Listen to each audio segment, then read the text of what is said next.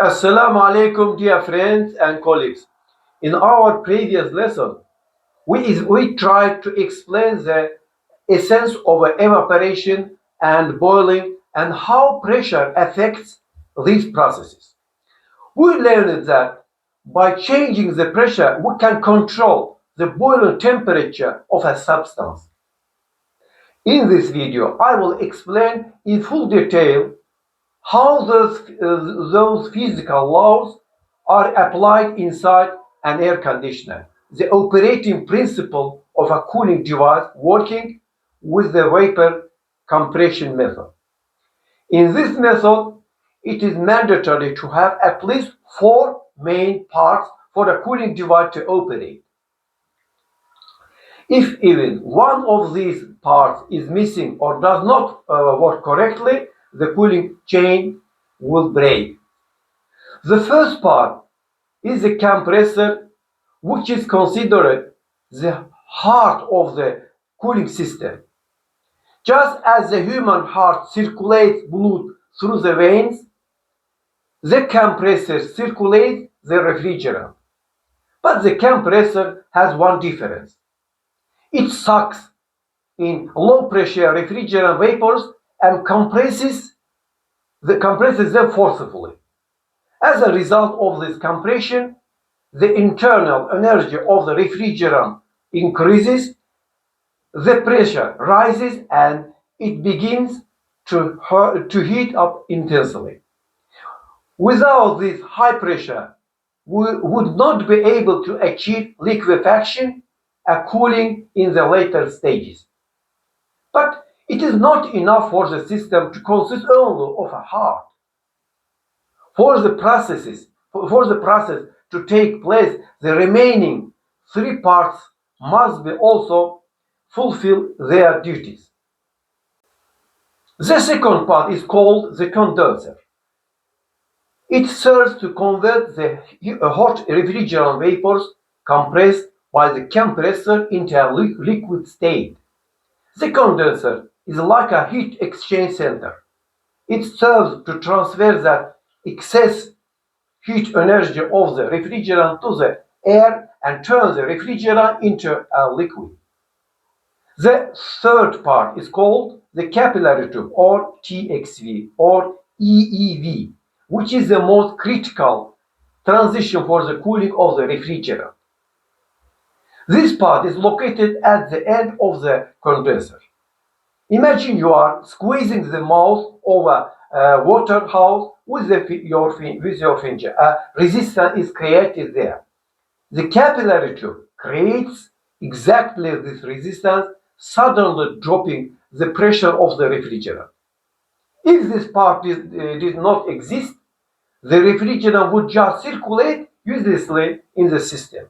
And the cooling event, that is, that sharp drop in the temperature, would not occur. The fourth part is the evaporator located immediately after the capillary tube.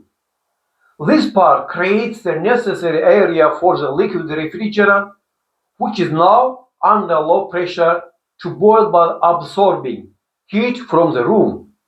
The remaining part we see in air conditioners or refrigerator are secondary part.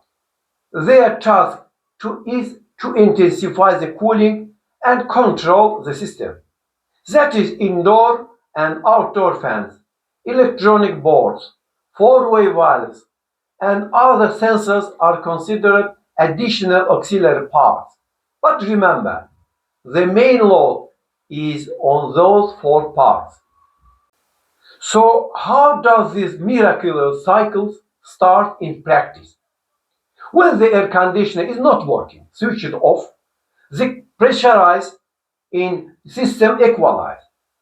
At this time, the refrigerant waits mainly in vapor form and in some points, for example, at the bottom of the condenser, in the form of a liquid vapor mixture.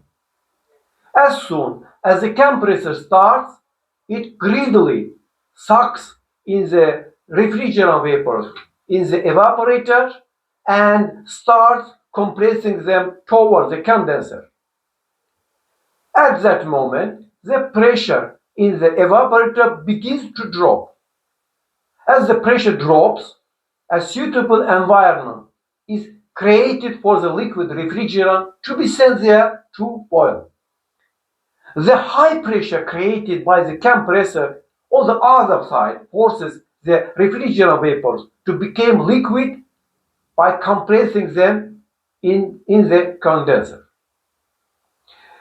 The condenser cools the hot refrigerant vapors, and the outdoor fan helps it in this task.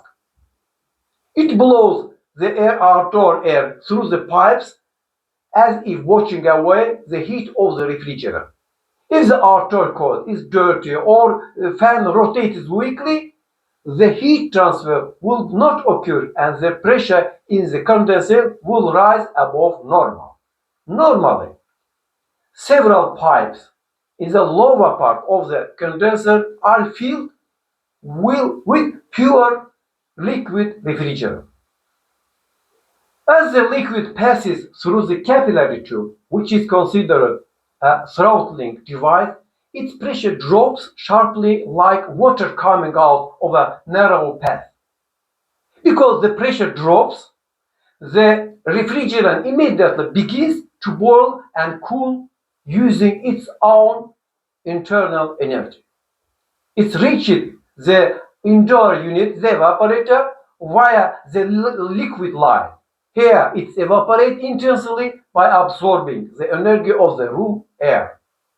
When the system works perfectly normal, the refrigerant sent to the evaporator boils at the optimal temperature, plus 5 degrees Celsius, and completely turns into vapor.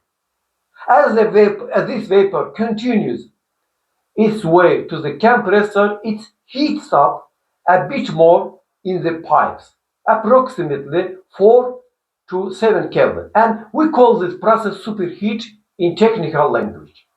This means that if the boiling of the refrigerant in the evaporator takes place at plus 5 degrees Celsius, the temperature of the suction pipe should be around 9 to 12 degrees Celsius. Technicians often rejoice when they see moisture on the pipe, but we must know these numbers to understand if the system is really working correctly. But in reality, even in the new purchased air conditioners, we cannot always see these ideal numbers due to installation errors or external factors. We will explain the issue of why superheat and pressure change more intensively in other lessons. As it can be seen, the process inside the system may seem simple at first glance, but we don't see these processes with our eyes. We just know that physical laws work like this. A good technician is one who can visualize that heating cycle inside the system in their mind. When these processes are deeply understood, we no longer run after refrigerant with a gas tank when the question, why is it cooling weakly, arises.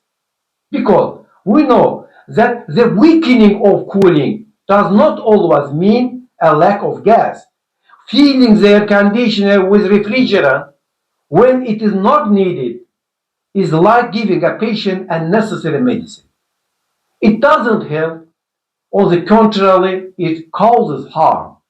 Sometimes a dirty radiator or a patiently blocked capillary tube affects the cooling so much that we make the problem even bigger by adding gas. In our next lessons, we will investigate almost all the reasons that weaken cooling and heating together with you. We will see how every detail of the system, from the filter to the valve of the compressor, has an effect. Continue following us. Don't forget to like and subscribe. See you in the next lessons.